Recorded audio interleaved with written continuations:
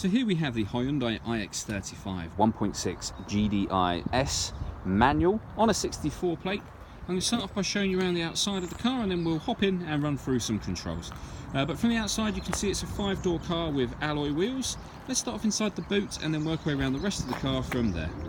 So as we approach the back of the car, you'll see we've got plenty of boot space along with that 60/40 split folding rear seat, and then underneath this tray section even more space should you need it. Okay, so we're just going to work our way back round to the front of the car now and then we'll hop in and run through those controls. But now that we've done a full circle of the car, you can see that it's in lovely condition the whole way round. Just briefly before we climb in, I think it's well worth seeing the interior from this exterior point of view. The seats are in great condition and there's plenty to run through on the dashboard, so let's hop in and we'll do that right now. Okay, so now that we're inside the car, we're going to start with the dials. On the left-hand side, we've got the rev counter. On the right-hand side, the speedometer and the fuel gauge. In the middle at the top, you can see the total miles on this car, which are 11,592. You can change the information displayed directly above that using a button on the steering wheel for various different bits of fuel economy information, as you can see.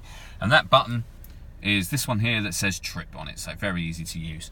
Over in the centre we've got the main stereo system for the car. So firstly we've got FM AM radio.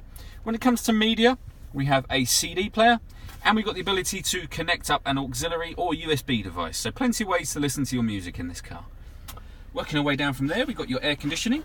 So fan speed is adjustable on the left, temperature over here on the right. Hit that button to turn the air conditioning on or back off again, and then determine where within the car you would like the air to blow. If you hit that button, it will recirculate the air that's already in the car rather than bringing in fresh air from outside. What that means is it's a great way of heating the car up or cooling it down quickly depending on the time of year and obviously depending on your setting here on the temperature.